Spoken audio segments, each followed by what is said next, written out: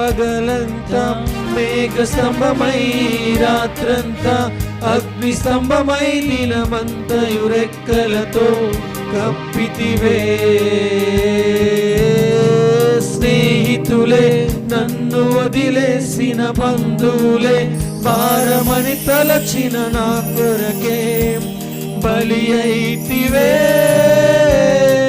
నీది శాశ్వత ప్రేమయ నేను మరచిపోలేనయా.